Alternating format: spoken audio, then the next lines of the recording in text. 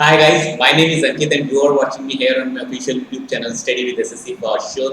नमस्कार, एक दिन के गैप के बाद फिर से आपका स्वागत है दोस्तों। तो जैसा आपको अंदाजा होगा कि हम लोग एरर डिटेक्शन प्रीवियस ईयर के क्वेश्चंस कर रहे हैं। एसएससी के जितने भी एग्जाम्स है सभी में आए हुए एरर डिटेक्शन के क्वेश्चन की प्रैक्टिस हम लोग कर रहे हैं। 2015 का मैं कंप्लीट करा चुका हूँ, 2016 का मैं करा रहा हूँ उस सीरीज में। आज एक वीडियो आएगा और कोशिश करूंगा कि कल हर हाल में ये सारे के सारे एरर डिटेक्शन के क्वेश्चन खत्म हो जाएं, ताकि हम लोग नेक्स्ट ईयर यानी कि 2017 के क्वेश्चंस डिस्कस कर सकें। तो वीडियो शुरू करने से पहले एक रिक्वेस्ट है, अगर अभी तक आपने चैनल को सब्सक्राइब नहीं किया है definitely you should subscribe the channel and hit that bell icon, ताकि जब भी मैं कोई नया वीडियो डालूं आप तक उसका नोटिफिकेशन सबसे पहले पहुंच जाए। तो उसी सीरीज में सबका इंस्ट्रक्शन सेम रहने वाला है। There are 4 parts in a sentence. You have to find out which part of the sentence is having error। एक सेंटेंस के 4 पार्ट गिवन है, किस पार्ट में एरर है उस पार्ट को आपको फाइंड आउट करना है। That will be your correct answer. तो मैं यहाँ पर सिर्फ आपसे करेक्ट आंसर की उम्मीद नहीं करता हूँ, मैं ये चाहता हूँ कि आपको एक्सप्लेनेशन समझ में आ जाए। तो उसी सीरीज में चलिए शुरू करते हैं। First sentence for today.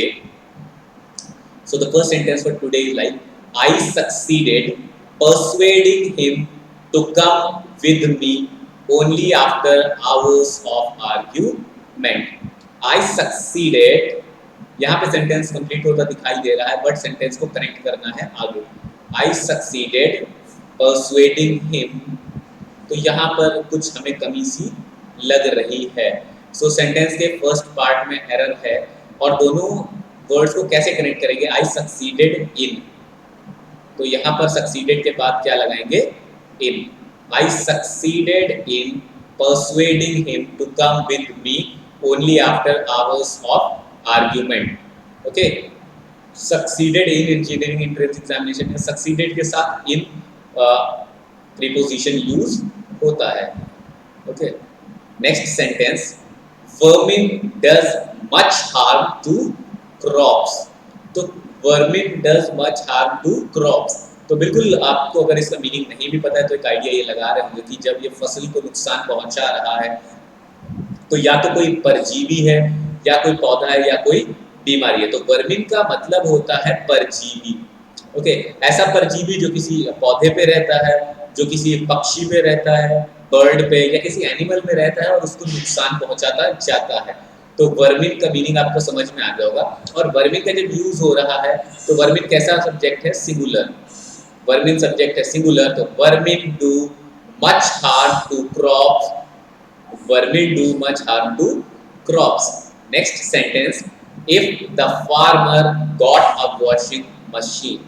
If the farmer got a washing machine, his wife can do the laundry quickly। If the farmer got a washing machine, his wife can do the laundry quickly। तो यहाँ पर दो तरीके से sentence को correct कर सकते हैं, या तो यहाँ पर गॉट हटा के हैज लगा दें, सिंपल प्रेजेंट टेंस का कर दें, if the farmer has a washing machine his wife can do the laundry quickly. या दूसरा तरीका क्या कहता है? दूसरा तरीका कहता है इसको गॉट को गॉट ही रहने दें और चेंज करें यहाँ पर कैन के साथ। If the farmer got a washing machine his wife could do the laundry quickly। या could के साथ क्या लगा सकते हैं? could के अलावा would। if the farmer has a washing machine, his wife can do the laundry quickly। या if the farmer got a washing machine, his wife could do the laundry quickly। Moving further, next sentence, they had often heard about the ship they have to travel on। They had often heard about the ship they have to travel on। तो यहाँ पर जो problem है वो had के साथ है। They often heard about the ship, उन्होंने उस जहाज के बारे में काफी सुन रखा है जिससे उन्हें ट्रैवल करना है। तो यहाँ पर had की कोई भी जरूरत नहीं है। They often heard about the ship they have to travel on। जब आप बुक्स में देखेंगे, किसी भी बुक को फॉलो करेंगे तो वहां पर इसमें नो एरर दे रखा है, लेकिन इस सेंटेंस में एरर है, हैड की एरर है। तो जब भी आप कोई भी बुक फॉलो करते हैं तो मेरा सजेशन आपसे यही रहता है, आप उसको क्वेश्चन के लिए फॉलो करिए, ना कि एक्सप्लेनेशन या आंसर्स के लिए फॉलो करिए। अगली स्लाइड पे बढ़ते हैं। Next sentence, he would no sooner, okay, he had no sooner seen one continent when he saw another. तो यहाँ पर एक सेंटेंस का फॉर्म होता है, मैंने आपको बताया है, नो सूनर को जब कनेक्ट करते हैं तो कैसे कनेक्ट करते हैं, देन से। तो no sooner he had no sooner seen one continent then he saw another. तो यहाँ पर देन की जगह देन लगा सकता है, देन लगा सकता है, तो नो सूनर को फॉलो करता है देन, स्पेलिंग है THAN। Next sentence, can I have a loaf of bread and a jam jar. Can I have a loaf of bread and a jam jar. क्या मैं ब्रेड का एक टुकड़ा ले सकता हूँ और जैम का जार। तो आपको जैम के जार, ब्रेड के साथ आप जैम का जार थोड़ी ना खाओगे, आपको क्या खाना है, जैम खाना है। Okay, and a jar of jam. तो can I have a loaf of bread and a jar of jam. तो इसके थर्ड पार्ट में एरर है। Next sentence, now that I am back at work, now that I am back at work I have beginning to feel much better। I have, यहाँ पर जब have लगा है तो हैव के साथ या परफेक्ट के साथ कौन सी फॉर्म आती है, वर्ब की पार्टिसिपल फॉर्म आती है। पार्टिसिपल फॉर्म कौन सी होती है, थर्ड फॉर्म। ओके, जब हैव लगा था तो हैव के साथ वर्ब की थर्ड फॉर्म लगेगी। Now that I am back at work I have begun to feel much better. Next sentence, the artist plainly a better critique, the artist plainly a better critique than painter, the artist plainly a better critique than painter destroyed what he made over for 10 years। तो यहाँ पर क्या लगा हुआ है, for 10 years। इससे पहले कौन सा टेंस आना चाहिए, तो टेंस आना चाहिए परफेक्ट का, तो पास्ट परफेक्ट टेंस। तो the artist plainly a better critique than painter destroyed what he had made। फिर over जो है एक्सेसिव वर्ड है जिसको यूज यहाँ पर कोई भी नहीं है, he had made for 10 years। Okay, तो for 10 years से पहले आप बोलोगे कि पास्ट परफेक्ट कॉन्टिन्यूअस भी आ सकता था, क्योंकि यहाँ पर सिंस या for का यूज हो रहा है। तो देखो कर सकते थे, बट यहाँ पर ing फॉर्म नहीं लगी हुई है। Okay, so he had made for 10 years। तो यहाँ पर सेंटेंस जो है बैलेंस हो जा रहा है। ये एक फॉर्म होता है सेंटेंस का, ऑट के साथ, ऑट को फॉलो करते हैं टू से। ऑट नॉट भी होगा तो ऑट नॉट टू, टू के साथ फॉलो करते हैं। तो यहाँ पर सेंटेंस जब आप पढ़ेंगे, ही ऑट नॉट, फिर यहाँ पर कमी है, have done such a filthy thing. He ought not to have done such a filthy thing। Next sentence, the reason for his failure, the reason for his failure is because he did not work hard। The reason, तो reason आपको बताना है for his failure। Okay, जब आपने reason word use करा है तो यहाँ पर कनेक्टिंग वर्ड कौन सा यूज होगा, because की जगह क्या यूज होगा, connecting word that। Okay, the reason for his failure is that he did not work hard। Next sentence, I have reached the box, I have reached the office before the rain started। यहाँ पर दो past events हैं, दो past events हैं, इनमें से जो पहला इवेंट होगा वो कैसे हम उसको डिनोट करेंगे, पास्ट परफेक्ट टेंस से। तो पहले बारिश होने से पहले हम या मैं ऑफिस पहुंच गया था, तो I had reached the office before the rain started। Next sentence, a large consignment of books, a large consignment of books are expected। तो अभी मैं क्लास लेने वाला हूँ जिसमें मैं डिटेल में डिस्कस करूंगा पूरी की पूरी ग्रामर पार्ट, एरर डिटेक्शन और sentence improvement, direct indirect narration और एक्टिव पैसिव वॉइस। उसमें मैं डिटेल में बताऊंगा नाउन से रिलेटेड एरर क्या होती है। तो कलेक्टिव नाउन आपने पढ़ा होगा, तो जब हम a large consignment of books की बात कर रहे हैं, और वैसे भी अगर मैंने कुछ पढ़ा भी नहीं है और यहाँ पर ए लगा हुआ है, तो मुझे पता है इसका सब्जेक्ट कैसा होगा, सिंगुलर होगा। तो सिंगुलर सब्जेक्ट के साथ कौन सी वर्ब आती है, सिंगुलर वर्ब। सो ये सब्जेक्ट वर्ब अग्रीमेंट है।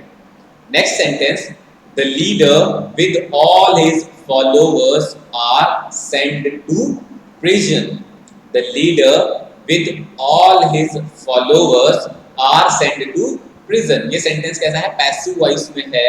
तो पैसिव वॉइस में क्या करते हैं? Is, am, are, was verb के साथ वर्ब की थर्ड फॉर्म या पार्टिसिपल फॉर्म यूज करते हैं। तो the leader with all his followers were sent to prison. आप आर सेंट टू प्रिजन भी यूज कर सकते हैं क्योंकि हमें सिर्फ और सिर्फ पार्ट मेंशन करना है, तो थर्ड पार्ट में एरर है। आगे बढ़ते हैं नेक्स्ट स्लाइड की तरफ। Next sentence is like, do you know whom the next speaker is।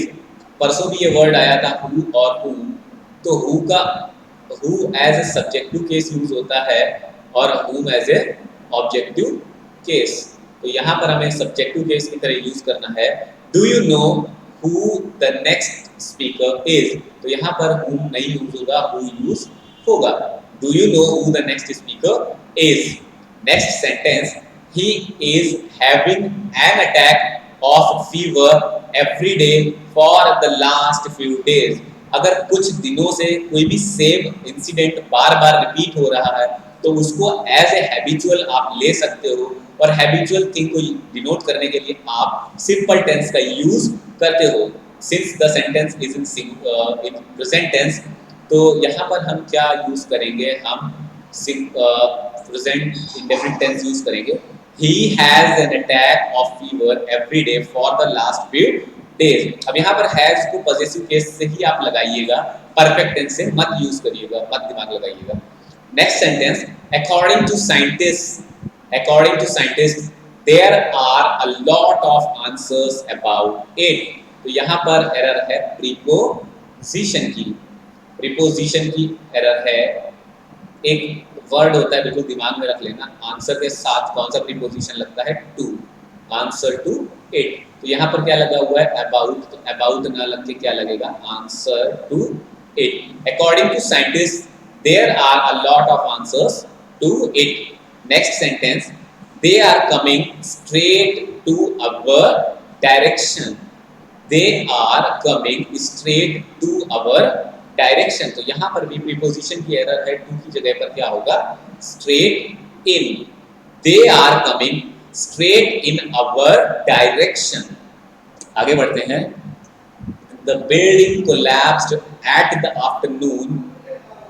The building collapsed at the afternoon at about 4 o'clock। तो यहाँ पर आपको जब प्रीपोजिशन पढ़ते हैं तो टाइम या दिन का कौन सा पहर है उसके साथ कौन सा प्रीपोजिशन यूज होता है? इन यूज होता है। In the night, in the Noon, in the afternoon, in the morning. तो यहाँ पर एट ना लग के क्या लगेगा? इन लगेगा। Okay, so the building collapsed in the afternoon at about 4 o'clock। Next sentence, considering the gravity of the problems. Considering the gravity of the problems, an early reply has expected। okay, so ये sentence भी हमारा passive voice में है। तो passive voice में है, इसका tense ठीक करते हैं। Considering the gravity of the problems, an early reply के साथ कौन सा हेल्पिंग वर्ब आएगा? Is.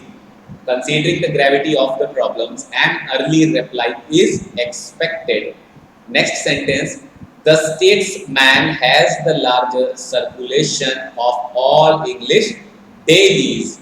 the statesman has the, जब दा लगा हुआ है तो इसके साथ कौन सी फॉर्म आएगी, कौन सी डिग्री आएगी? सुपरलेटिव डिग्री आएगी। तो large, larger, largest. Superlative degree क्या हुई? Largest. the statesman has the largest circulation of all English dailies। next sentence, I am very anxious to know how are you and mother are doing। ये sentence जब आप फिर से पढ़ोगे, आप जब इसको प्रोनाउंस करते हो, जब आप बोलते हो तो कैसे बोलते हो? I am very anxious to know how you and your mother are doing। तो यहाँ पर जो वर्ड आर है ये एक तरीके से एक्सेसिव वर्ड है या सुपरफ्लुअस वर्ड है। इस वर्ड की कोई भी जरूरत नहीं है। I am very anxious to know how you and mother are doing। Moving further, I feel this is the last slide for today's class. So why you copying your homework from someone else? तो question word का interrogative sentence का structure क्या होता है, why के साथ helping verb आती है. So why are you copying your homework from someone else? इसके फर्स्ट पार्ट में एरर है. Next sentence, there is few time for preparation. There is few time for preparation. Okay, तो जो few word है, few के साथ एक और वर्ड होता है लिटिल. ओके, सो फ्यू और लिटिल, जो फ्यू वर्ड है वो हमेशा प्लूरल सब्जेक्ट के साथ यूज होता है, लिटिल सिंगुलर सब्जेक्ट के साथ यूज होता है. फ्यू का मतलब होता है नॉट मैनी और लिटिल का मतलब होता है not much. Okay, so much और मैनी का आपको आइडिया लग गया होगा. There is not many time, तो नॉट मैनी कैसा है, प्लूरल है, फ्यू ना यूज करके हम क्या यूज करेंगे, singular. So there is little time for preparation, तो लिटिल का यूज होगा फ्यू की जगह. Next sentence, all my hope were dew and I was plunged in deep sorrow. All my hope were dew and I was plunged in deep sorrow. तो यहाँ पर sentence की starting हो रही है all से. तो all के साथ जब हम कोई भी सब्जेक्ट यूज करेंगे, कोई भी वर्ड यूज करेंगे, उसका प्लूरल फॉर्म यूज करेंगे. सो all my hopes were duped, और देखिए वर्ब भी प्लूरल यूज हो रहा है. सो all my hopes were duped and I was plunged in deep sorrow. So last sentence for today, I always enjoy to read books. So to read क्या है यहाँ पर, इन्फिनिटिव है.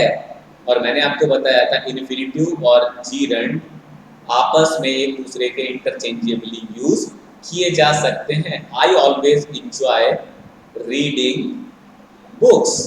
ऑलराइट, सो ये था आज का सेंटेंस. इसके साथ कुछ इन्फॉर्मेशन आपको देनी है, जैसे कि अगर आप अनअकैडमी का प्लस प्लेटफॉर्म ज्वाइन करने वाले हैं, उसके बेनिफिट्स ये हैं कि कल से बिल्कुल बेसिक से बैच स्टार्ट हो रहा है 22 जून 2020 यानी कि कल से.